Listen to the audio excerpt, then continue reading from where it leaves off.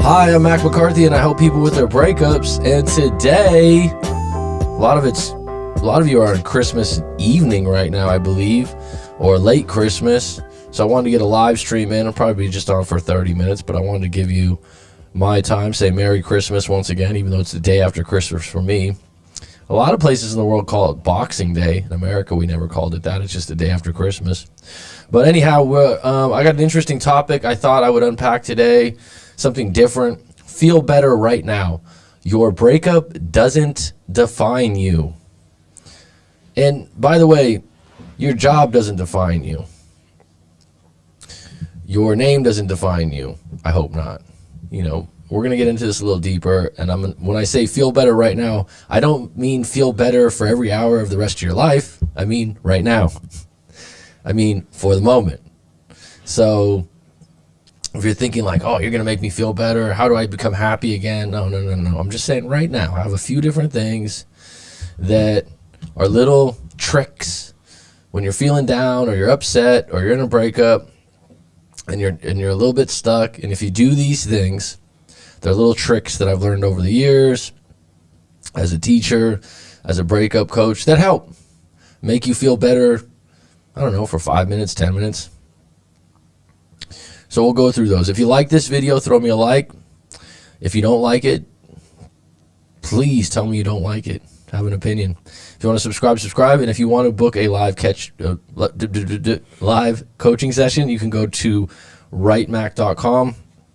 I also just started a Discord.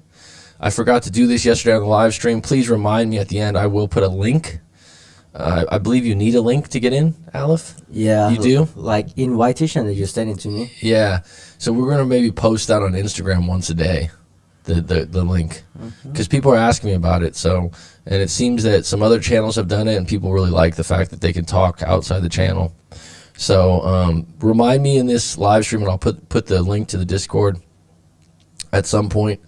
And you guys can talk to some of the other people that like my channel or want to talk about breakups and talk about other things that we talk about in the live stream.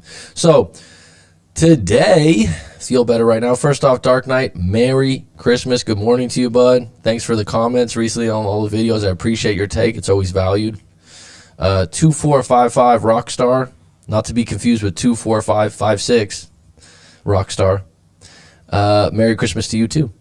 So getting into the topic today, because I'm going to stay on the topic because Aleph, the great editor, has to go back and edit out the live stream part where we get on the topic. So I'm going to go on the topic for a little bit so it's nice and clean for him to make it a separate video so people that don't enjoy watching me talk to everyone in the live stream, and he can cut it up with his toolkit.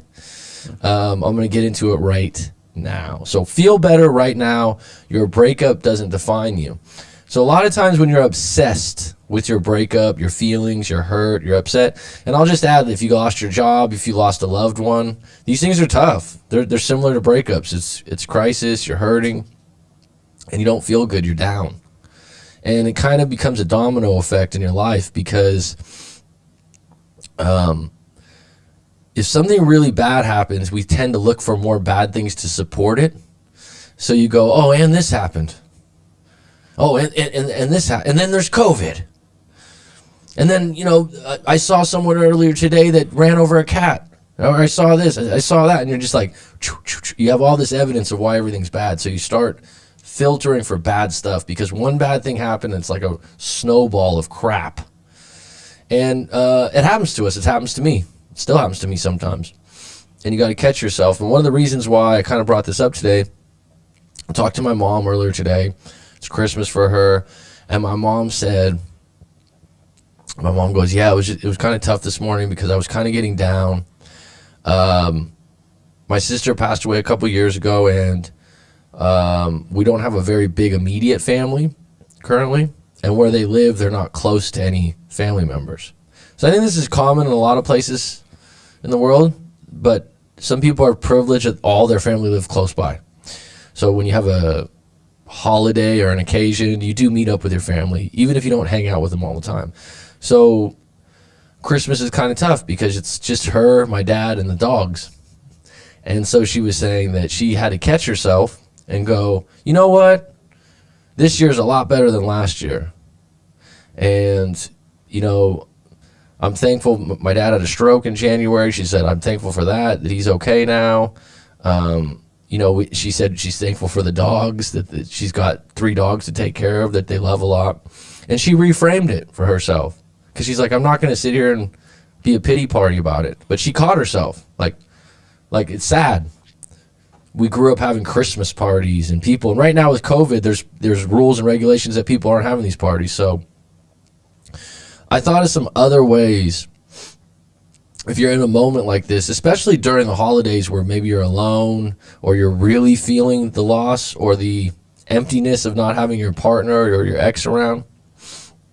And there's people that even told me, like, we've been broken up for 6 months, 7 months. And right now, because it's Christmas, it hurts more.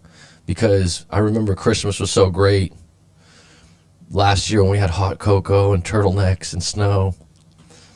Right? So one of the things that works is you can do this. And I think, Aleph, I think I did this as a project when you were a student of mine, is to think about your greatest moment in your life. Oh, yeah. You remember that one? Yeah, I did. So, and it's kind of like one of those things, you know, I'll tell you what, if you ask someone, what's their greatest moment in life, and they're like, I don't have one. You're like, wow, you're really fucked up right now. Because you have one, but you don't even want to try to think about your greatest moment in life. If you're that, you know, that's why you need to go back there. The reason why I do this is because a lot of times during your breakup, you're just thinking about your worst moments. And by the way, think about it this way. They're all moments, right? Mm-hmm. The song's over. The event's over. It was a moment. And the crazy thing, it could have just been 10 minutes of your life that you broke up, that you had this, you know, like, she said this, I said that, he said this, she said that, I can't believe this. And then they didn't call back. It's like 2 hours. It's a moment in your life. It's just a moment. It's not like, and then you look at when people get ailments or they get sick and they're in the hospital for like 3 months, 4 months. That's not a moment. That's a long piece of time. But it's actually, I take that back. It actually is a moment. But if you get into this greatest moments, I've talked about this in the past, but I haven't made it the center of the show. And I have other things that you can do. And you could call it your best memories. You can, if that's a language you'd rather use. What's one of your best memories in your life? But I think greatest moment sounds better. I don't know why. I like greatest moment better, but you could say your best memory. But what people will do is like, I don't know. Did you try to think about it? Mm-hmm. Right? And something will come up. Aleph, what was your greatest moment? I don't remember. Did you? To be honest, in the class, I also don't remember on that. But if look back and I think about it, it's like after the worst moment on that time, when I have my cat with me, it is my greatest moment because it's like he helped me out from that grief of my feeling at that time. You were in a sad moment. Yeah. And you were thinking about doing something stupid. Yes, and my cat is just around me on that time. And your cat nudged you at the right time, in the right moment. Yeah. And it was life-changing. Yep. I believe you. Mm-hmm. And that's my greatest moment. Yeah. Mm-hmm. And that's why you love your cat so much. Yeah. See, what the funny thing is about greatest moments is someone will go, well, I don't know if that's the greatest moment, because they want to feel like they have to come up with something like a Superman or a movie or something. But actually the first thing that comes up for you, mm-hmm. you're like, that was a great moment, actually, because it was extremely positive and it made you feel good. Right now, when you just said it, you felt it, huh? Mm-hmm. I could see it in your eyes. You felt it for a moment, huh? Yeah. You're like, fuck, Mike, I don't want to talk about this. But greatest moments, it does make you feel better a little bit? It does. So I'm saying that if you can go back, G Money, what's up? Merry Christmas. I'm glad you made it, bro. If you can go back and you're down and out, and like I said, it's a moment, people. It's a moment. It's a dark moment. It's a chapter in your autobiography. If they write a book about you, by the way, the best book I've just come across this past year, You Can't Hurt Me, David Goggins. I had been referred that book for over the year, and I just put it to the side. I finally listened to it on Audible. It's amazing story. And I like biographies.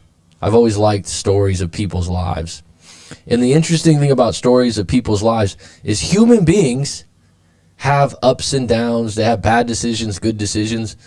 And that's what makes a good biography. That's what makes a good book. I don't want this story of like, oh, this guy, Dean Granzelli, made $12 million selling this, and he's got a Ferrari now, and he's got this, and he's got that. That to me is just like, shut the fuck up.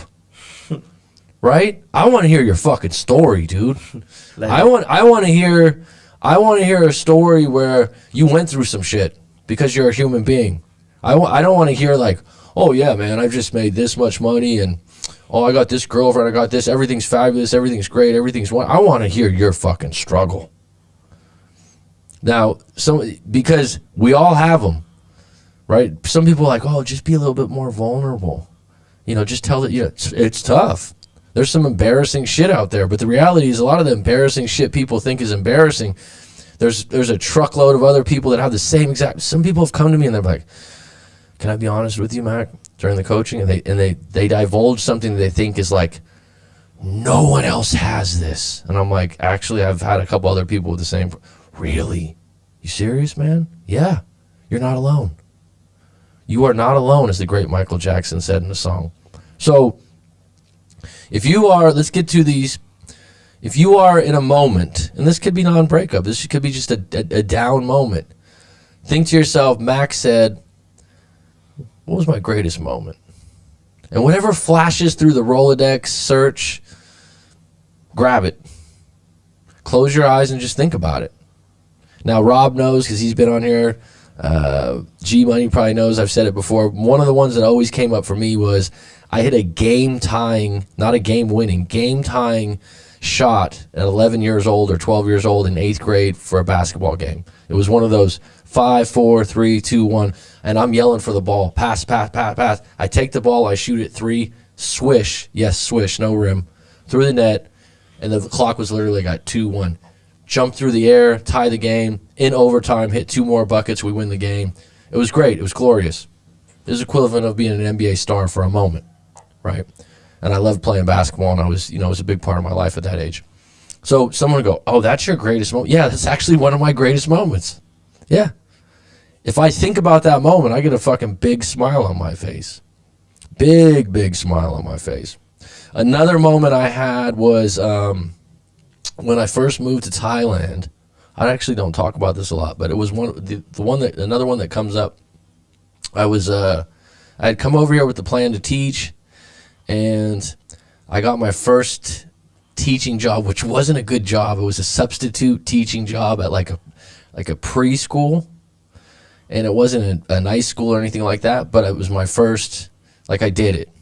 And it was a good experience. The school was really welcoming. The lady that owned the school was really nice to me, took me out to lunch. Everyone was just so kind and warm and welcoming, and it was just a substitute. And I remember I was walking down this country road in Thailand by myself, hot as hell, in a collared shirt, sweating and going, I did it. I moved here. I had thought about this a year earlier. I'm going to move there. I'm going to live by the beach. I'm going to live in Thailand. And it seemed so distant and far. And in that moment, I'm like, yeah, you did it. Now you're walking down the street. Feels pretty good. It was like a aha moment. So you're feeling down, go to that once or twice. And the reason I mentioned David Goggins, he does something similar in his book. He talks about going back over some of your achievements in life, some things that you did well that you should be proud of when you're struggling. And he frames that in a different way. But that's a good question. What's one of my greatest moments? Go back to that moment and just feel it.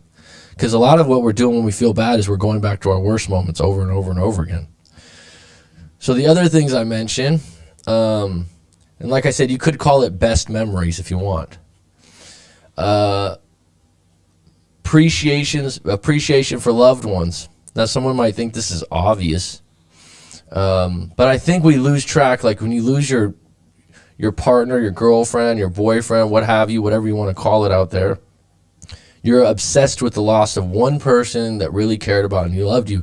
But I'm not going to speak for everyone because some people got some people don't have big families. There's some people out there. I had a colleague one time that was the only living person in his family. He was an only child. His dad was an only child. His mom was an only child. So his parents died. His grandparents died. He had like a couple distant cousins. Or no, he didn't have cousins. It was like, yeah, I don't have any family. I was like, whoa, like no one, like no one's in. You know, that's amazing. It's possible, right? We got people during the tsunami in Thailand that lost their parents, dude. I had a student that God, I don't want to say this because that's an emotional story.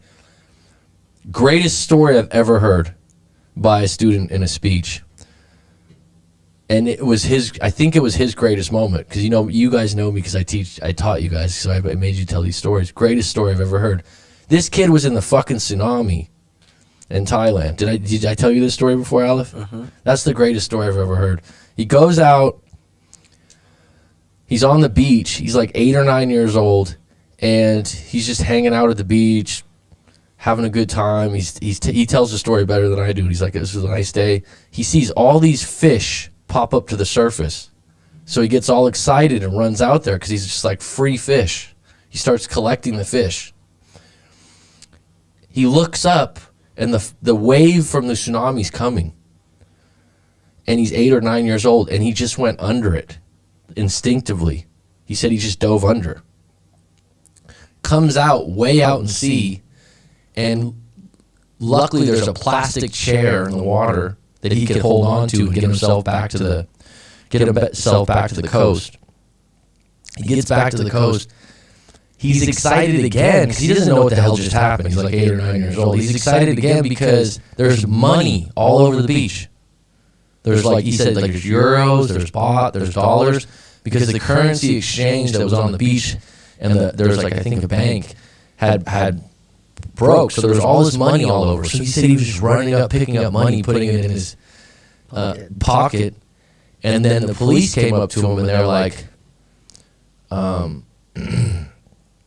he's like, you know, like his mom had worked at a massage shop on the beach, and they told him, your mom died in a tsunami, that your mom got washed away. And he took all the money and went up to the temple and gave all the money away to the temple, but gone. When he told that story, I thought, oh my goodness. And since then, he's taken care of himself. He's got like an aunt and whatnot, and he was, at that time, he was this 21-year-old student. He had 2 jobs he was working. And you hear a story like that, and you're just like, that's amazing, man. That's just an amazing story that's feel good and feel bad. But he's still alive, he's still doing okay, and you look at how thankful you should be that if you have someone in your family still, is my point. That you never know. You never know. And so my point is that if you're in a down moment or you're grasping for your ex back, think about, who else am I really close to? Doesn't always have to be your mom or your dad. Could be your sister, could be your brother, could be your cousin, could be your best friend. You don't have to go to them and go, I just want to say I love you, or something like that. But think to yourself, does this breakup define me? Does this one person that I'm with make up all the love that I have? Does this one person, the only person that cares about me? Now, there's some people, I'll be honest, they'll be like, yeah, well, that is the only person that ever cared about me. Really? And then think to yourself, maybe I'm just going to make an effort to have dinner with my mom, or get my mom a small flower or gift or something like that, just because. Not because you're going to tell your mom, like, oh, I miss my ex, because I want to show appreciation to the people that I'm not going to break up with. Friends and family, that's the good news. You can break up, you can have a problem with them, but usually they stick with you.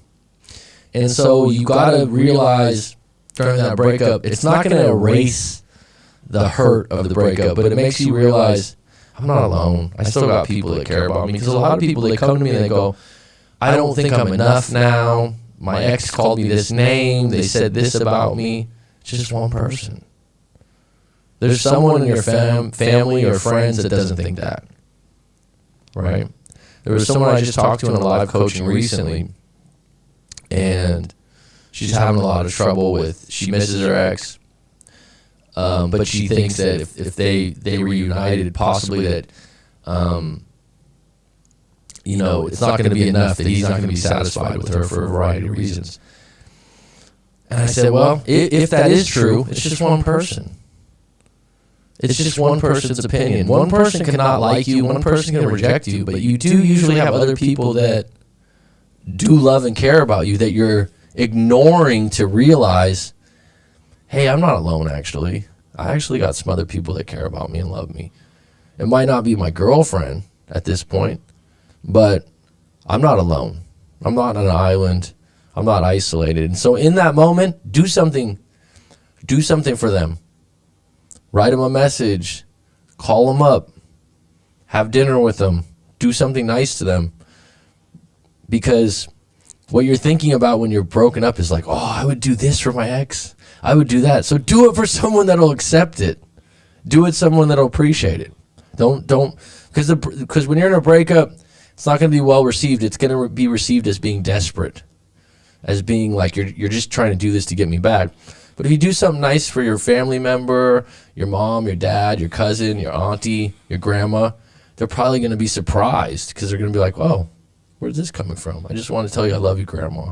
Something like that. Okay, so those are the things that make you feel better right now.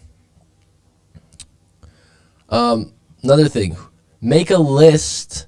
Feel better right now is the title of the show. Please throw me a like if you like it. Donations are welcome on Christmas. Thank you. Who's the most dear people to you? This is actually a really interesting question. And it doesn't necessarily have to be just family members. It could be a friend. What's that? Are you a pet? It could be your pet. Yeah. Who are the most dear creatures to you? Which could include humans, possibly. Mm-hmm. Yeah. And then make a list. And then when you make that list, you kind of realize, like, I have way more to my life than this ex-girlfriend or ex-boyfriend. Mm-hmm. And I think a lot of times what happens in some of the worst breakups is the world's changed. So a lot of people are distant from their family members. And so they can't just go back and hang out with their family or their friends. Sometimes they move to a new city for a job, and it was like you and your partner, and you guys were going to make good money, and you're going to have kids. And then when things broke up, it's like, where's everyone? That's a moment where you might want to think about trying to find a way to move back to live closer to your family, to get back on deck. I had this talk with a family member recently. I said, hey, look, if you need to go move back with family, it's not going backwards. It's just to get you back on deck, to know that you're loved by other people. That this breakup does not fucking define you. This individual that no longer wants to be with you does not define you, right? They're not the whole quality of your life. Does it hurt? Yes. Will it hurt more? Yes. Absolutely, because you're surprised. You never thought it was going to happen. Here's another thing to look at. Is there anyone in your life that you look up to? It could be by the way, this could be someone that you don't know. It could be someone that's an author, a writer, a movie star, that you go like, I think that person's really, like, I'm really impressed by that person. Because to me, people that impress me, it's not money. It's like David Goggins is impressive because of what he went through, his struggle, things he shared. And I don't agree with everything David Goggins says, but I'm impressed by him.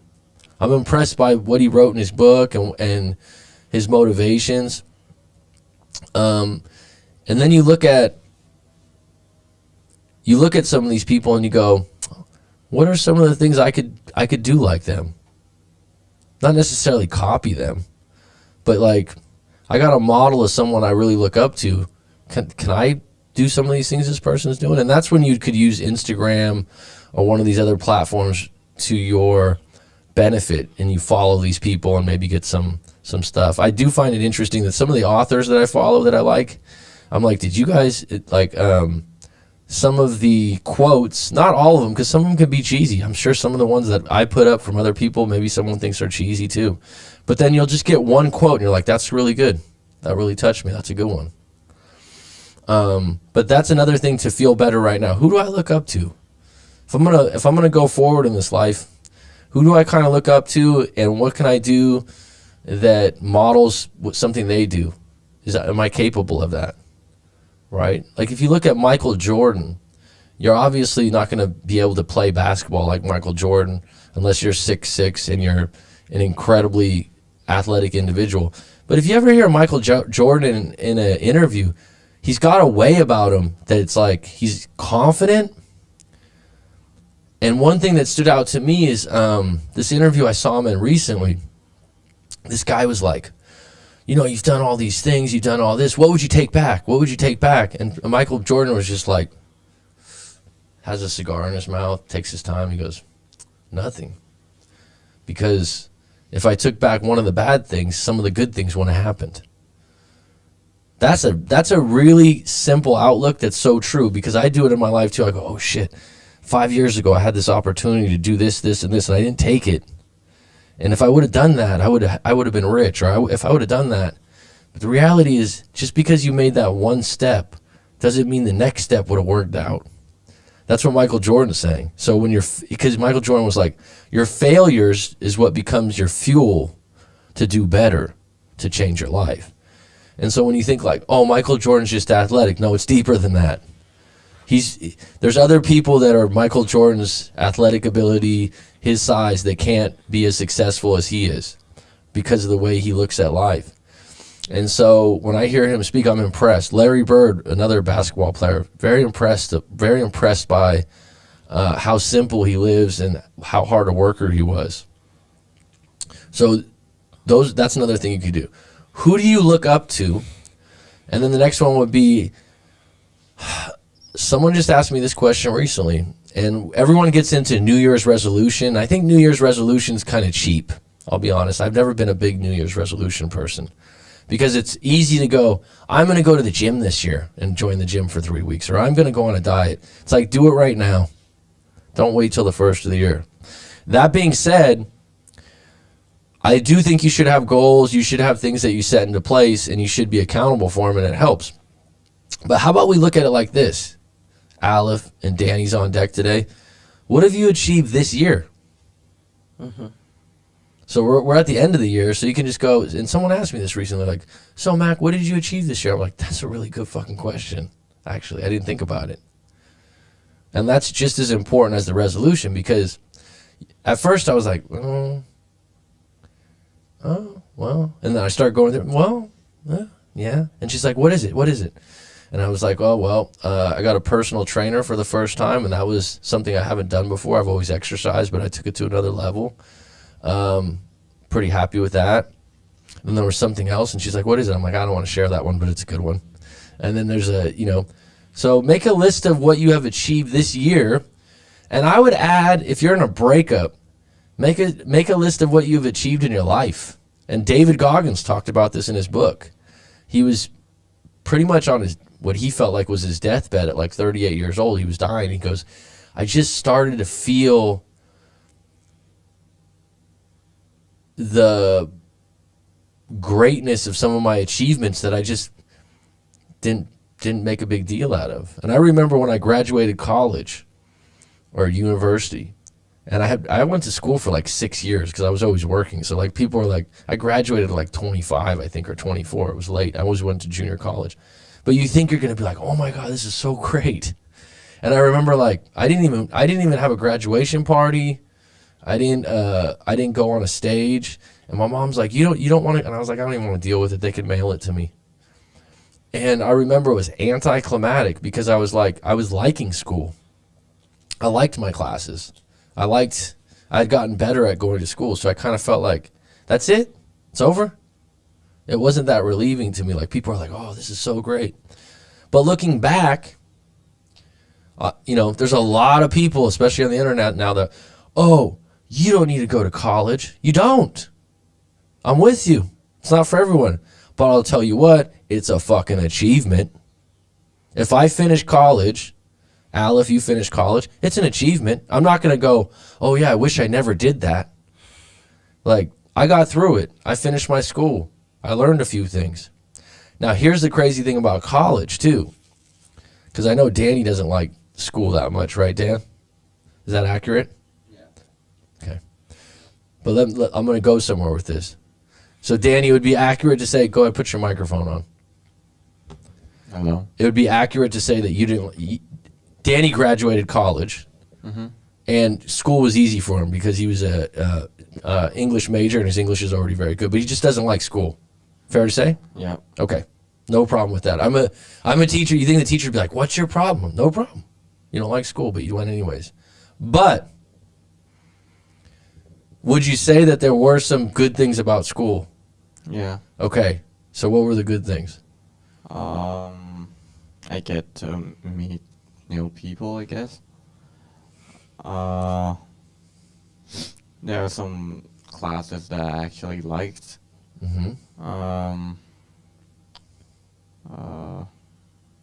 There's actually like a lot of things.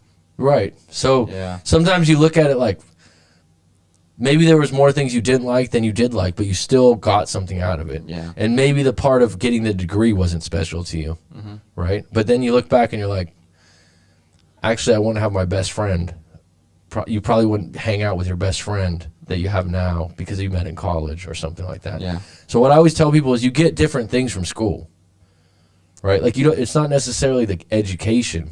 It's not necessarily a good job. Sometimes it's one class and one teacher said one thing and you're like, oh, that really was different for me.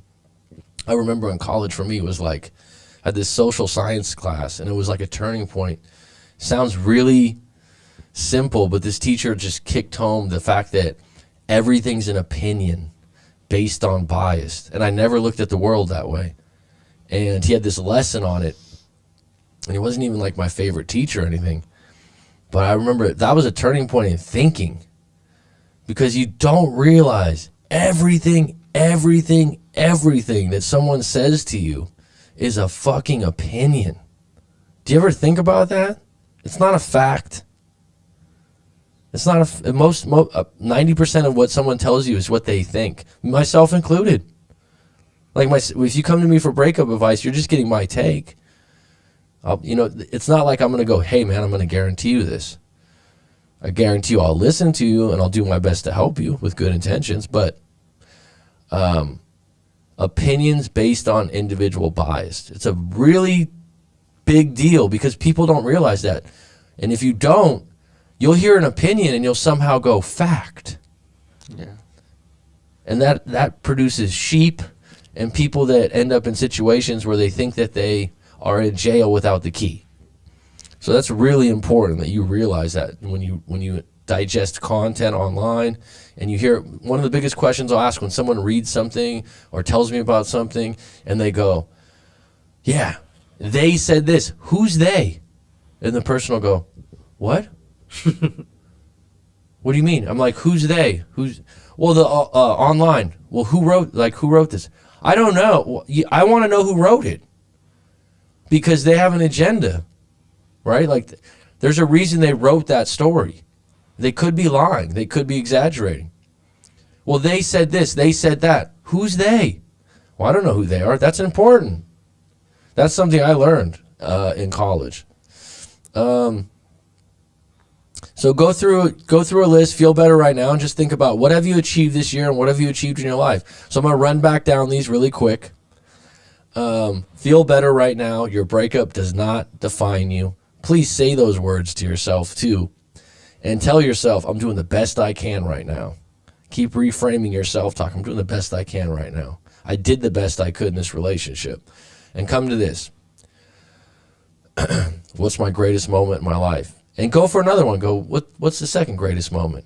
And just close your eyes and think about those moments and feel it for a few minutes and go, all right, my life hasn't been all bad.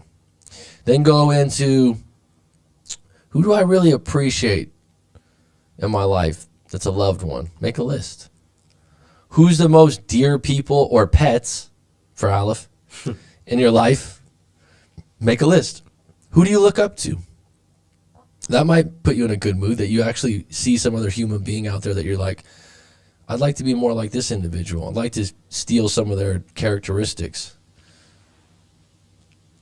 What have you achieved this year? What have you achieved in your life? And the final thing would be, if you're really going through it and you're going through a really tough time, can you reframe the story you're telling yourself about your breakup? Is it possible that there's another way or angle that you're not seeing, that if you saw it would help you get through this breakup? That's exactly what I do in live coaching sessions. I help you reframe the story that's not serving you moving forward, because the story, you've made it.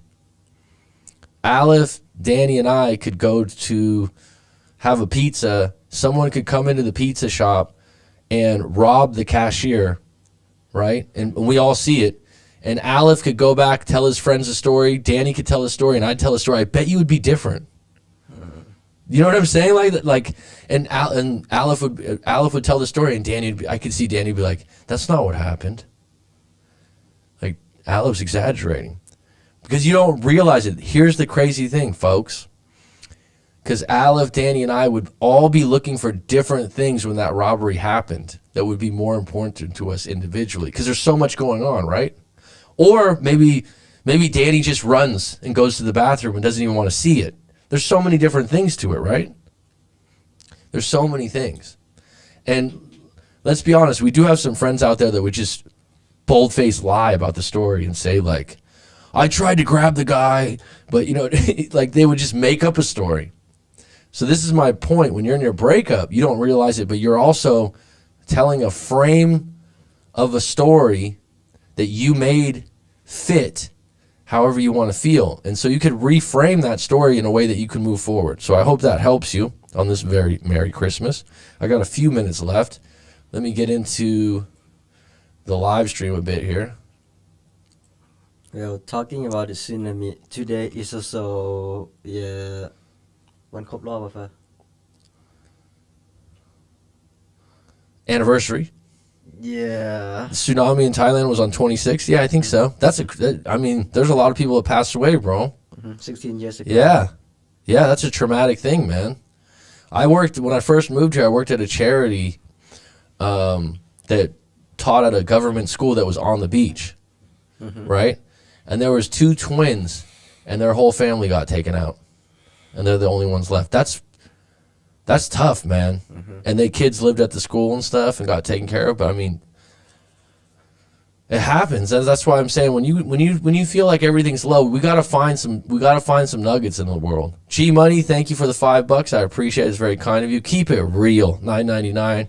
Throwing me some fire on the way out. Right on, buddy. Windy Dawn, hi Coach Mac. Hope you're having a great day. Hope you're having a good day too. Andy, Merry Christmas to you too. My properties weren't aligned properly for school. I would have been focused on the social scene. That's not a problem.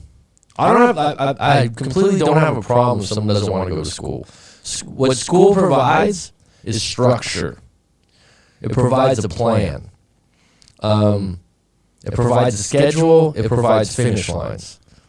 That's why, so like I can figure this out on my own. I'll create my own schedule. I'll create my own thing on my own. That's fine.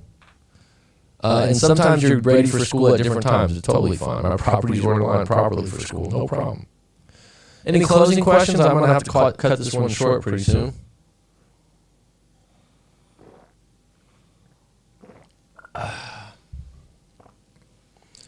Anything to add to feel better right now? I have one more small trick that always works. Go on. You don't have one, Aleph? Yeah, I don't have anything. Find a stray cat and feed it. Aleph likes to feed stray cats, so that's his glory, right? Maybe that's what you could do. Like, you're feeling really bad, you go around looking for stray cats and feed them. Throw it out the window of the car. Here you go, like a little Santa Claus. The other one, someone hit me up in an email a while back, and they're like, "Oh, I've just been so down recently. I've had all this, da da da da da." And I said, "This is something else I learned in school. I had a psychology course that was like Psychology 100 Basics of Psychology. Don't remember much about it, But the teacher, this one always stood out to me. It's going to sound extremely simple, but it actually works. And keep in mind when I say feel better right now, I'm not saying feel better for the rest of your life. There's a difference, right? Right now means like, a couple minutes. Smile. Even when you're sad or upset, because there's muscles in your face, and when you raise the cheeks, it actually tells your brain you're happy. Now, some people are like, I can't. No, you can. You can. Excuse me. You can force yourself to smile. You could not feel happy when you do it. But this person that emailed him, like, force yourself to smile. And she's like, it actually did work. It helped. And then something will happen where you start to think about a happy moment that made you smile. And it works. Petty Betty, I was thinking about you, hun. Merry Christmas. I was just thinking, I got to email you, just see how you've been. I'm probably going to be back on deck maybe later on tonight, but I do have to run. But thank you for the $4.99. I appreciate it. It's kind of you. I hope you and your family had a Merry Christmas. G Money says, feel better right now. Get a rebound. So find someone new. Yeah, it could be. Sure. Anything else someone wants to add to feel better right now? Immediately? Dan, you have anything? Nothing. Sometimes to change the emotion, some people can take an ice cold shower. That'll wake you up. I don't know if it'll change everything to I don't want to freeze to death, which is a better feeling than my life sucks. I don't want to freeze to death. Actually, this book that I read recently, Breathe, by James Nestor, great book. Great. I'm gonna probably do a review of that book. They were saying that there's people that lose the amygdala. I'm saying this wrong. Amygdala. I'm going to get it right. So one of you guys can correct me. But there's receptors in your brain that tell you about emotion and a rejection. So this is when you feel bad or when you feel feelings, right? Someone hurts your feelings or something. The amygdala tells you that. So there's some kind of disease that turns that off. And so this guy was giving this example of this woman that basically had no feelings. So there was no emotion or feelings for anything, which is also what a psychopath is. But so she went along life that really dark life, and they couldn't figure out like if there was any other way for her to feel. And the one thing that you can do that you can feel, even if you don't have your amygdala, is amygdala. Thank you. Thanks, G Money. I knew you'd get it. Amygdala brain, right? Yeah, it's the receptors for your feelings, right? Mm-hmm. Guess what? The only other thing so they did all these tests on her to see if they can get her to have feelings or fear. She didn't even have fear of anything. So like they said that there was one story that like she was on the street and some guy picked her up and just took her in a barn and they did it and she just had no feelings for anyone. She had no feelings for her life, right? But the one test that worked that showed fear, holding your breath. So I forgot how they did this. I should know. I have to figure this out. They did something where you had to hold your breath, or you were forced to hold your breath, which would be the equivalent of being underwater, right? Which would be scary as hell. Like to me, being choked or being, like have you ever seen in a movie where they put like a plastic bag over someone's face? Mm-hmm. I'm always like, that would be the worst. That to me would be like, I'd rather get shot, thank you, than to, you know what I mean? And they were saying that was the one thing that she felt, and she screamed and yelled and had feelings because that's a different part. It's something in your gut or some other part of your body. But the ability not to breathe will change your emotion. And so, breathing techniques, I'll probably do this in another show. But this book, Breathe by James Nestor, absolutely incredibly interesting on how much breathing counts. Holding your breath, there's Wim Hof method, but doing 10 or 20 deep breaths and then holding your breath, I don't know if you'll feel better right away, but I'll tell you what, when you're able to breathe again, it fucking feels better, right? If you hold your breath, and I'm not saying to like have someone I'm saying just hold your breath for like 2 minutes. It's like if you go out underwater, if someone holds their breath for a long time, they don't just come out slowly. They come out like resurrected. And so if you learn these breathing techniques where you hold your breath, you do feel better when you get in air. Another thing that makes you feel better is sighing. Have you ever noticed people do that? My mom does it all the time. Like it's you letting go of I'm upset, like I don't feel good, or and people will do it when they talk to me before, like in a breakup situation, they'll be talking about something like I'm like, it's okay, breathe.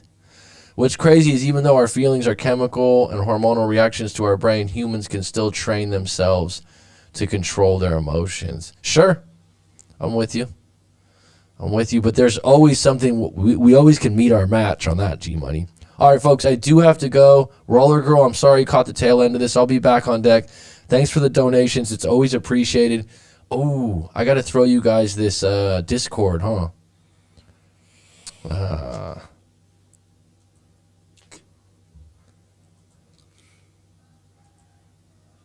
Let me see here.